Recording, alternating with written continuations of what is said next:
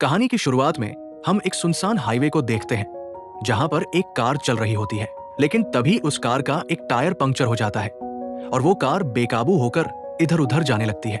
किसी तरह से कार का ड्राइवर उस गाड़ी को कंट्रोल करता है और उस गाड़ी में सवार सारे लोगों को बाहर निकालता है।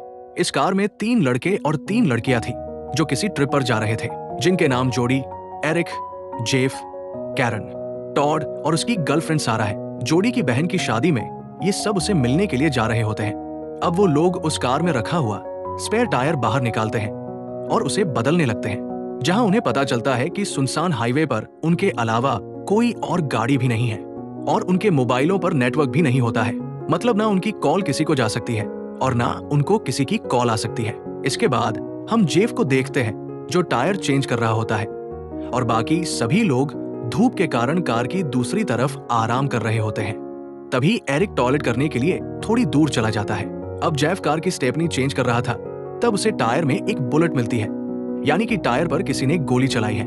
और वो इस बात को बहुत ज्यादा सीरियस नहीं लेता क्योंकि वो तो एक घना और सुनसान जंगल था और सड़क के आसपास उन्हें कोई नजर भी नहीं आ रहा था। तभी टॉड देखता है कि पास रखा हुआ स्पेयर टायर अचानक लुढ़कता हुआ हाईवे पर आगे जाने लगा है, इसीलिए वो टायर को लेने के लिए उसके पीछे जाता है। इसके बाद सारा जेफ को देखने के लिए दूसरी तरफ आती है। वो ये देखकर हैरान रह जाती है क्योंकि किसी ने जेफ को गोली मार दी थी और उसका सिर बुरी तरह तबाह हो चुका था, इससे पहले कि वो बाकी सब लोगों को कुछ बता पाती।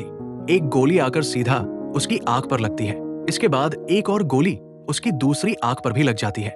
ये सब देखकर बाकी सभी लोग तुरंत कार के पीछे छिपने की कोशिश करते हैं क्योंकि उन्हें समझ में आ चुका है कि कोई छिपकर उनको निशाना बना रहा है। ये सब लोग बहुत ज्यादा डर जाते हैं और इससे पहले कि टॉड गाड़ी के पीछे छिप पाता, एक गोली आकर उसके कंधे में लगती है जिससे वो घायल हो जाता है। वहीं एरिक भी अब सब लोगों के पास आने के लिए आगे बढ़ता है, लेकिन वो भी गोलियों की आवाज सुनकर वहीं एक पेड़ के पीछे छिप जाता है। हालांकि वो पेड़ के पीछे खुद को छिपा लेता है, इसलिए उसे गोली नहीं लगती। वो शूटर उसके दोस्तों पर भी गोलियां चलाता है जो गाड़ी के पीछे छिपे हुए थे, लेकिन वो तीनों लोग सुरक्षित रहते हैं।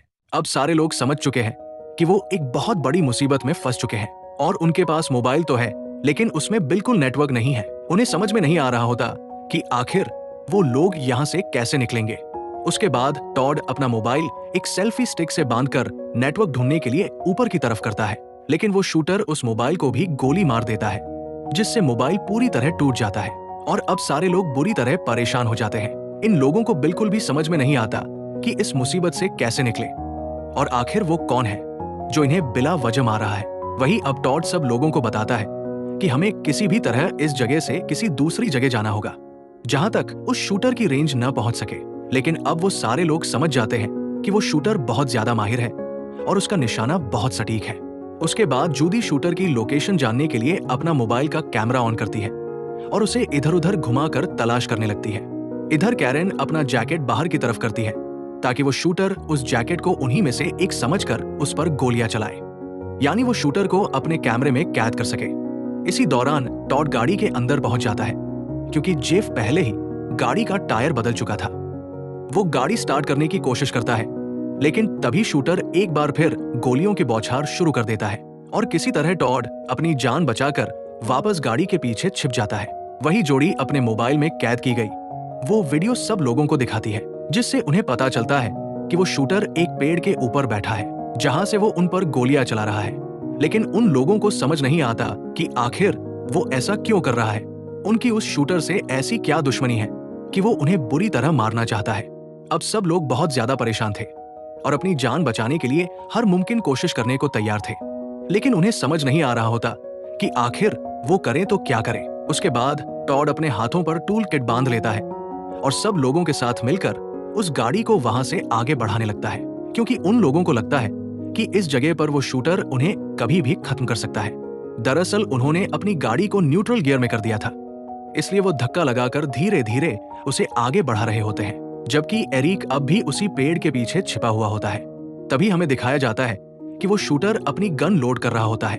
इसी बात का फायदा उठाकर एरिक उस पेड़ के पीछे से भागकर अपने दोस्तों तक पहुंचने की कोशिश करता है, लेकिन वो शूटर इतना माहिर था कि उसने अपनी गन दोबारा लोड कर ली थी और भागते हुए एरिक पर गोलियां चलाने लगता है। एक गोली उसके पैर पर लगती है, लेकिन वो फिर भी हिम्मत नहीं हारता और वहां से अपने दोस्तों की तरफ बढ़ता रहता है। मगर वो शूटर एक और गोली चलाता है जिससे वो बुरी तरह घायल हो जाता है, लेकिन वो फिर भी हार नहीं मानना चाहता। इस बार शूटर उसकी पीठ पर गोली मार देता है जिससे वो बेहोश होकर वहीं गिर जाता है। इसी तरह उन्हें बहुत समय गुजर चुका होता है। भूख प्यास से वो सारे लोग परेशान थे।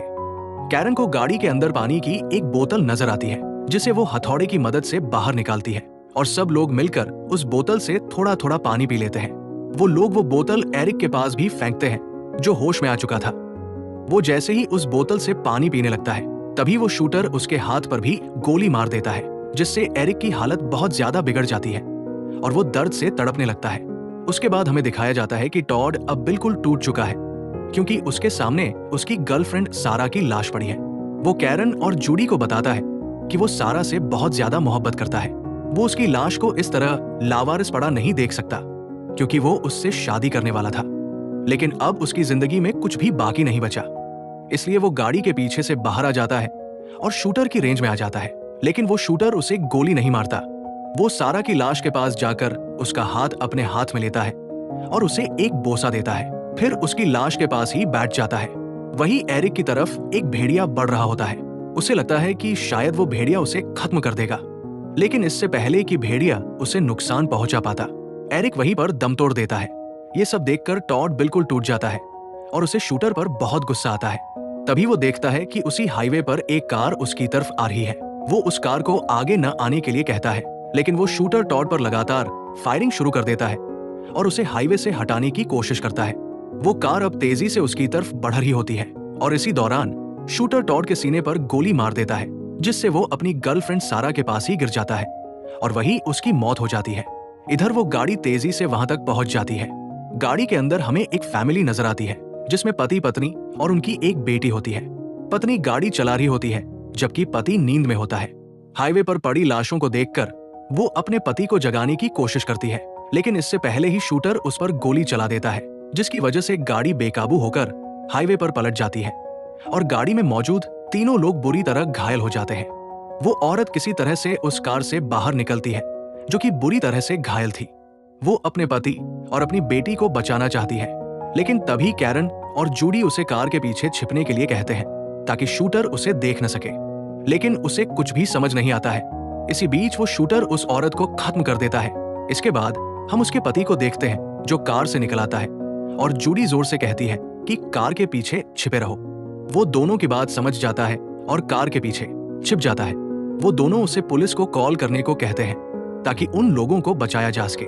जब वो आदमी पुलिस को कॉल कर रहा होता है तो शूटर उसकी कार के डीजल टैंक पर गोलियां बरसाता है जिससे कार ब्लास्ट हो जाती है और वो मारा जाता है। इसके बाद हमें उन दोनों की बेटी दिखती है जो घायल होकर हाईवे के किनारे पड़ी थी। दरअसल वो बेहोश थी पर अब उसे होश आ चुका है और वो अपने पेरेंट्स को ढूंढने के लिए वहां से उठती है, लेकिन वो शूटर उस छोटी सी बच्ची को भी अपना शिकार बना लेता है। इसके बाद हम जूडी और कैरन को देखते हैं जो पूरी तरह से टूट चुकी होती है। लगता है कि शायद वो शूटर उन दोनों को भी खत्म कर देगा, लेकिन कैरन ने अभी तक हार नहीं मानी थी। वो बताती है कि हमें रात होने का इंतजार करना चाहिए ताकि हम किसी तरह से शूटर से बचकर यहाँ से भाग सके। कैरन प्लान बनाती है और जूडी को बताती है कि हम रात के वक्त इस प्लान पर अमल करेंगे और कुछ देर बाद रात हो जाती है। कैरन और जूडी प्लान पर अमल करने के लिए पूरी तरह तैयार थे। कैरन कार का टायर निकालकर उसमें से ट्यूब बाहर निकाल लेती है और ट्यूब को जलाकर कार के अंदर रख देती है ताकि चारों तरफ धुआं फैल जाए और उन्हें यहाँ से भागने का मौका मिल सके। लेकिन वो शूटर जो अभी भी पेड़ पर बैठकर उनका रास्ता देख रहा था, उसे कुछ समझ नहीं आता क्योंकि चारों तरफ धुआं फैल चुका था। इसलिए जूडी और कैरन दोनों इसका फायदा उठाकर वहां से भागने वाले थे। तभी उन्हें वहां एक पुलिस का ट्रक नजर आता है जो उनकी तरफ बढ़ रहा था। उस ट्रक के अंदर 2 स्नाइपर और 2 ऑफिसर भी मौजूद थे, लेकिन उन्हें नहीं पता था कि शूटर कहाँ है। पुलिस का यहाँ पहुंचना मतलब ब्लास्ट से पहले उस आदमी ने पुलिस को सब बता दिया था। पुलिस ट्रक में बैठा एक ऑफिसर बैकअप के लिए टीम को कॉल करता है, लेकिन इसी दौरान शूटर उसे भी शूट कर देता है। अब पुलिस ट्रक अनकंट्रोल हो चुका था और आगे बढ़ रहा था। ट्रक में बैठे 2 स्नाइपर में से एक नीचे गिर जाता है जिसे पेड़ पर बैठा शूटर देख लेता है और गोली मारकर खत्म कर देता है। ये देखकर कैरन जूडी से कहती है कि हमें यहाँ से भागकर जंगलों की तरफ जाना होगा, तभी जान बच पाएगी। लेकिन जूडी बहुत डरी हुई थी। उसे लगता है शूटर उन्हें भी मार देगा, इसलिए वो कहीं नहीं जाना चाहती। कैरेन अकेले जंगलों की तरफ भागने लगती है और कुछ दूर जाकर शूटर उसे भी मार देता है। इसके बाद वो पुलिस ट्रक जूडी के करीब आ जाता है और जूडी भागकर ट्रक के पास पहुंच जाती है, जिसके अंदर अब भी 2 पुलिस ऑफिसर थे। जूडी उन्हें बताती है कि यहाँ एक स्नाइपर है जो पेड़ पर बैठकर लोगों को मार रहा है। अब तक वो कई लोगों को मार चुका है। वो कहती है कि हमें यहाँ से भागना चाहिए, लेकिन दोनों ऑफिसर किसी भी कीमत पर शूटर को खत्म करना चाहते हैं क्योंकि उसने उनके 2 साथी मार दिए थे। इसलिए वे पेड़ की तरफ फायरिंग करने लगते हैं, लेकिन एक भी गोली शूटर को नहीं लगती क्योंकि उन्हें नहीं पता कि वो किस जगह बैठा है। अब शूटर एक एक करके दोनों ऑफिसर्स को खत्म कर देता है। ये देखकर जूडी बुरी तरह डर जाती है क्योंकि अब हाईवे पर वही अकेली जिंदा बची थी। इसके बाद जूडी हिम्मत दिखाती है और पुलिस ट्रक लेकर वहां से भागने की कोशिश करती है। तभी शूटर उस पर गोलियां चलाता है। इस दौरान एक गोली सीधा उसके कंधे पर लगती है, इससे ट्रक अनकंट्रोल हो जाता है और सीधा उसी पेड़ से टकराता है जिस पर शूटर बैठा था। टक्कर से शूटर पेड़ से नीचे गिर जाता है और उसकी गन दूर गिर जाती है। जूडी वो गन उठा लेती है, लेकिन शूटर हाथ में चाकू लेकर उसे मारने बढ़ता है क्योंकि उसे लगता है कि जूडी डरी हुई है और गोली नहीं चलाएगी। लेकिन ऐसा नहीं होता। जूडी गन से 3-4 गोलियां शूटर पर चला देती है, जिससे वो जमीन पर गिर जाता है। जूडी बहुत गुस्से में थी क्योंकि शूटर ने उसके सभी दोस्त मार दिए थे। वो गन उल्टी करके लगातार उस पर हमला करती है। इसी बीच गलती से ट्रिगर दब जाता है और एक गोली चलकर सीधा जूडी के गले में लगती है, जिससे उसकी वही मौत हो जाती है। इस तरह वहां कोई भी जिंदा नहीं बचता। दरअसल वो शूटर एक साइको और सीरियल किलर था, लेकिन अंत में वह भी मर जाता है और इसी के साथ ये कहानी यही खत्म हो जाती है। उम्मीद है कि ये कहानी आपको पसंद आई होगी।